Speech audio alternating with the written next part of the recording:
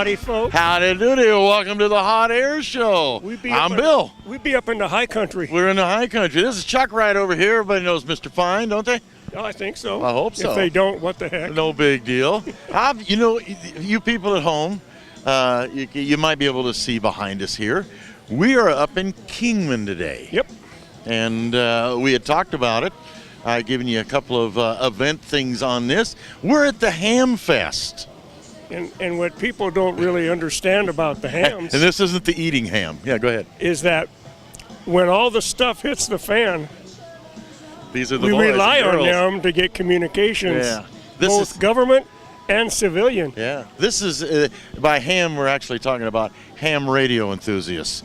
And there's a lot of them here in the state of Arizona. Oh, yeah. Primarily due to the late Senator Barry Goldwater. He was such a ham radio Big operator. Ham he was a ham. I think he liked steak, too, but he was a big ham man.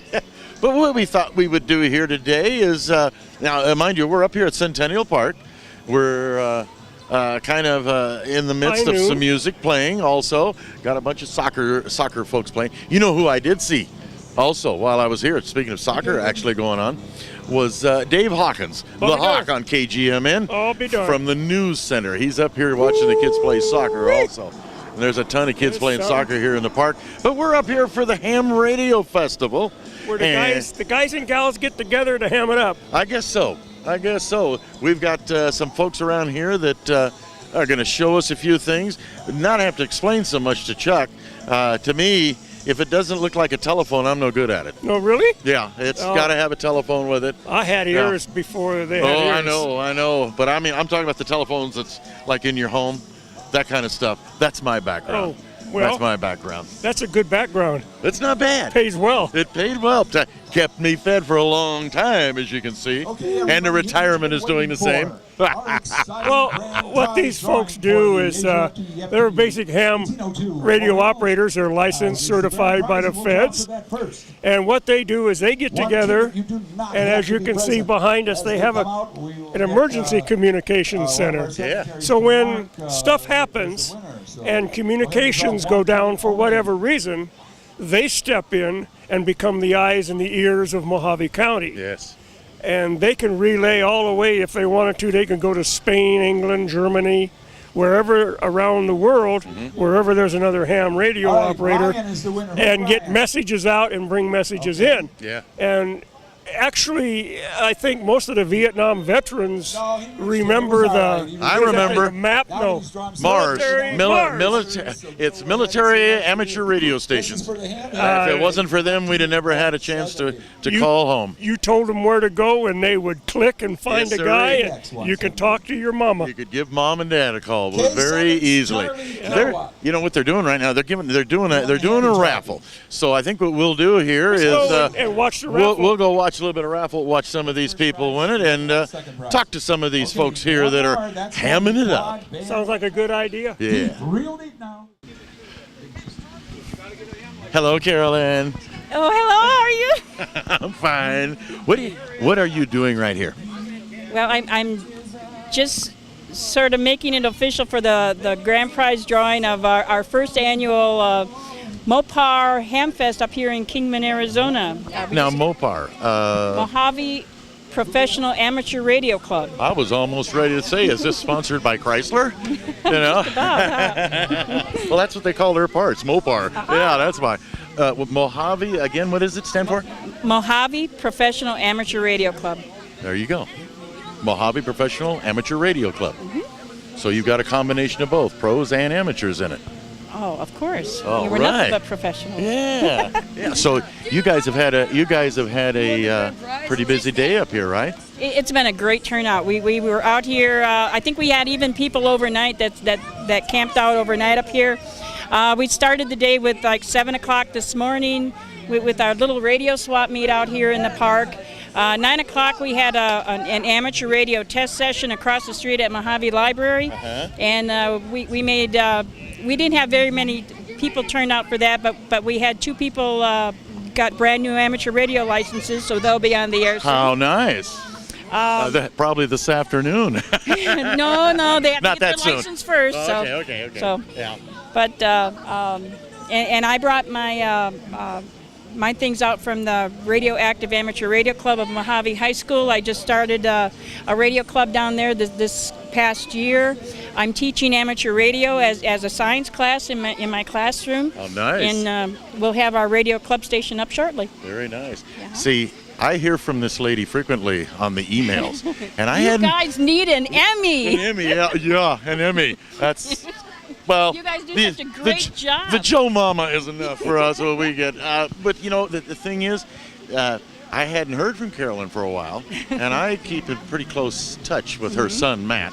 And I asked about her. I've come to find out, he says, "Oh, the school has got her very busy." Now we know why. Now we know. But you're enjoying every minute of it. Oh yes, I've been at Mojave High School for 15 years as a student teacher's aide or teacher's aide in the classroom. I've done speech and language therapy for like 6 years, and this year I'm actually teaching in the classroom, special ed classes in the classroom, and like I said, ham radios in the classroom. Oh, nice. That's a nice touch, I though. love the special ed kids down there. And even our, the faculty, the staff, they're just fantastic. We have our principal is there. This is his second year there at Mojave High School, and he is just fantastic. That's Mr. Mike Luke. Mike Luke. So, and he's interested in amateur radio too. Oh, But he didn't make it out here today. You know, it's almost when Chuck and I, when we opened up the show, we were talking about the Mars military air radio station, yeah, and so much of the interest in ham radio operation is, a lot of it is due to the late Senator Barry Goldwater, Right, because he was very big in it. Right. Yeah. Barry Goldwater, boy, he used to get on the air as many times as he could, and just pass traffic for the soldiers in, mostly in during the war. And pass the traffic back to their families at home and everything. Yeah, that was yeah. it didn't cost us a dime over there to do it either. Right. It was very nice. Well, listen, I'm not going to hold you up here too long at all. You've got a lot of youngins here that are winning stuff, signing people up. I do appreciate you taking a little bit of time for Hot Air, and you've got a whole busy day still ahead of you. Go home and play on the radio now. There you go. Well, stay with us, and the next time, and you kids there at Mojave High School, all right? You listen to that? When you see Carolyn, you tell her, "Hey, we saw you on Hot Air." All right? More ham radio. Yeah. Anybody out in the tri-state area, get involved in ham radio. Even if you're, if you guys have grandkids that are in the Boy Scouts, I know the Boy Scouts still do their little merit badge for Morse code and radio. So gosh, that's half the battle. Even though we don't need Morse code anymore, we still use it on the air. Yeah, I was going to say, it's still used. It's still used. So there you go. Get involved with ham radios. You're going to have a great time.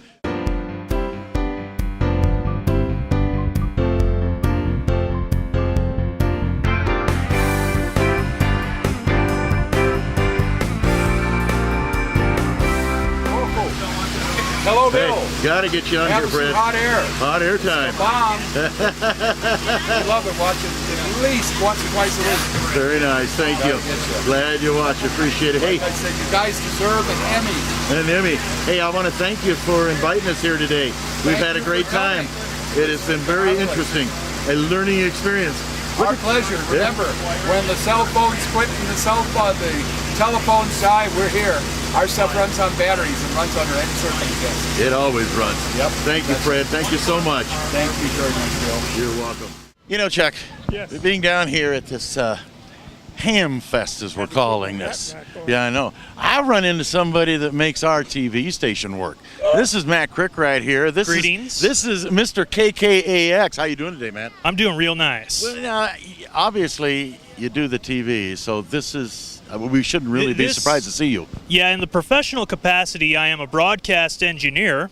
So this is sort of the hobby version of broadcast engineering. So when I'm not, if anything's going to break, it's going to be the middle of the night on a holiday weekend. So you can't order parts till Tuesday. That's true. So when you can't get enough of that, this is what you do on your spare time. Well, now really, I'm talking about this guy is a jack of all trades. Not only does he keep the radio and the TV station working here in Kingman, he's also in the IT department there at the Mojave County building here. Also, you're pretty busy there too, right? Yes, I am the audio-video coordinator for Mojave County IT. So I'm the guy that sits in on all of our important meetings, like Board of Supervisors and Planning and Zoning, which you see Board of Supervisors on Channel 36, but the Planning and Zoning meetings are just too long. So we do stream those over the internet as well. So if you're anywhere in the world, you can watch our stream and get, watch Planning and Zoning and Board of Supervisors meetings with a slight delay. It's about 15 to 30 seconds. About 30 seconds. But, back. it's good enough. Yeah. I mean, you're on the other side of the planet. What do you want? You can blistering speed? You can stream them until you go to sleep. You can what? You can stream them until you go to sleep. Until you go to sleep. Yeah, we actually made a record with our streams. Not this last week, but the week before. We actually served 121 clients for a total of 18.6 megabits per second, which was real close to our 20 megabit per second pipe that we have at the county. Yeah. So a lot of people were watching that meeting. Yeah. Well, let me ask you this. Now, ham radios. Your involvement with ham radios. Now, your mom teaches the class. Right. How long have you yourself been involved just in the ham radio aspect? I've been dabbling with electronics and stuff since I was in 5th grade, which would have been 91. And I finally got licensed as an amateur operator in 94.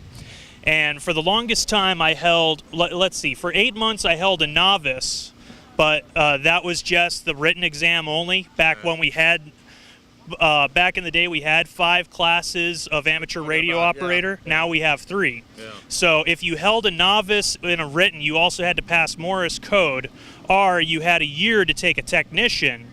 And then you didn't need Morse code with a no-code technician. So I had that until March of last year when they finally dropped the requirement for Morse code. Which will bring a lot of people into ham radio. Yeah. There were like 43 people there for that exam session, which I just crash coursed, studied all the questions for about 5 hours the night before, took it, passed it. So that got me to the general, which meant I could talk all over the world on HF. And then the next following month, I crammed again. That time it took 6 hours because there's considerably more questions. And I got my extra, which is the highest class of amateur radio license you can hold. Well, congratulations. Definitely. Yeah, that's a lot of work, and you crashed it and done it. Yeah. Very good. Yeah. Step up a little bit here. There, thank you. My neck was getting crimped. Don't pay any attention to it. Chuck picks up on these names all the time. I'm just one of these, oh my gosh, things. I've been standing around most of the day out here. Well, Chuck's got a doozer. And I of a can't neck. wait to see how bad my sunburn's going to be tonight. Actually, you don't no, I don't think it can be too bad. Yeah. Just a little bit more around the eyes and all that. Well, you had quite a deal going on here today. Yeah, this is the first time we've held our Ham Fest. There's a couple of clubs in the area that have had Ham Fest. The Kingman Local Club, they haven't had one for about 2 years, and they're planning to do theirs in, I believe it's May. I think they were saying May 2nd, but I'm not 100% sure on that date. Okay. And then I don't think the Bullhead Club has had a Ham Fest for about 5 or 6 years. Well, then they're due. So, yeah. Do they have one in Havasu? I don't know. I don't know. They might. We'd have to check into it. They got a lot of antennas. Yes, there's an amateur radio club in Havasu. I know that. Yeah, okay. That's true. What is it, London Bridge Amateur Radio Association? I think that is what they call it. Yes. That's right, because they came out in force when they were talking about the changing the code about antennas. Yes, that's right. They did, didn't they? Yeah, they came out in force. Well, Matt, thanks a million for talking to us. Thank you for having me. You were talking about having these particular things. I hear tell that there's some big thing that's going to happen in Yuma in a few more months, and there's a gentleman right down here that we're going to corral and go find out about. You'll find that there are ham fests not only all over the state, all over the country. You got it. But this is kind of a primo state for it. Yeah.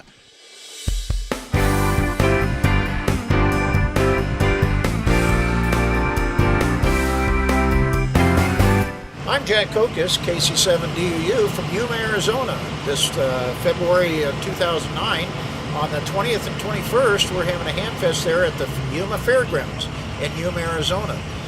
Everyone is welcome to come down. We've got campsites for up to 450 RVs at the site. Be glad one of these days when we maybe get it filled up to that as it used to be in the old days with the CB jamborees.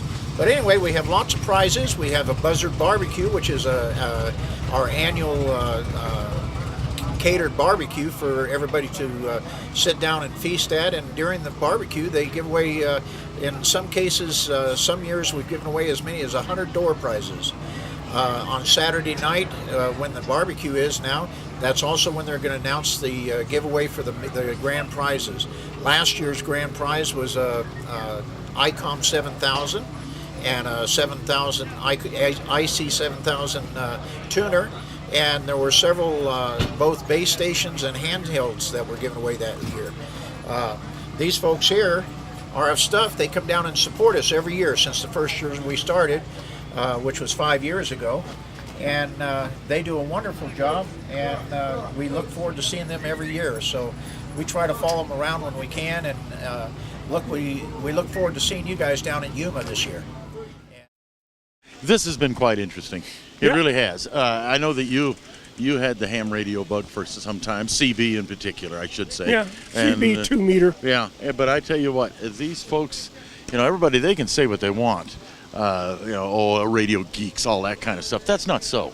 That really isn't so. These people do a world of good with what they have. And they have a lot of fun doing it. Yes, they do, and they have a great time doing it.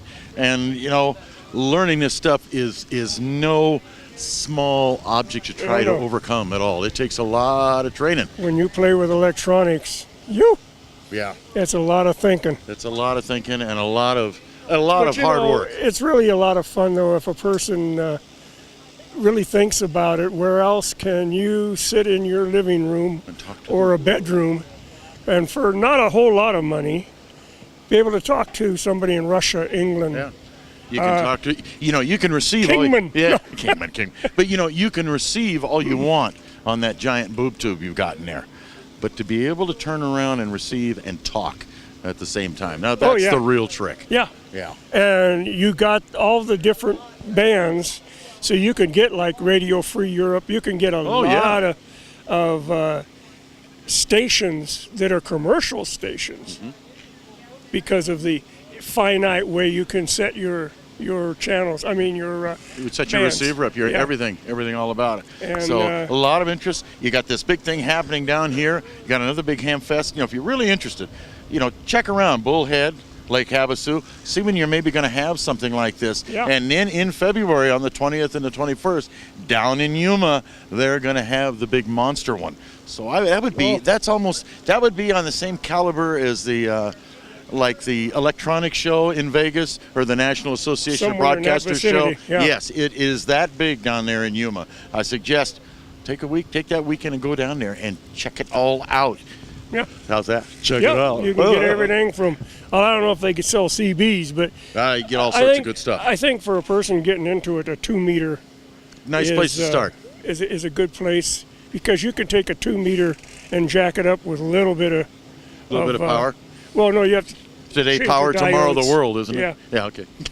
But that's a good step, and then you can convert it and go higher if you need to. Like you said, it's a nice starting point. Yeah. Nice starting point, and then you just advance from there. Well, we're done here today at the Ham Fest. We've had a good time. We filled our tummies, too. Oh, yes. Yeah. Very And delicious food. good stuff. So hang around. We're going to have to take a commercial break. We gotta send it back to the Hot Air Network, so they can pay the bills. Yeah. Okay. Yeah. So I think we should. yeah. So from the Ham Fest, I'm Bill. Chuck? We'll be Take right care. back.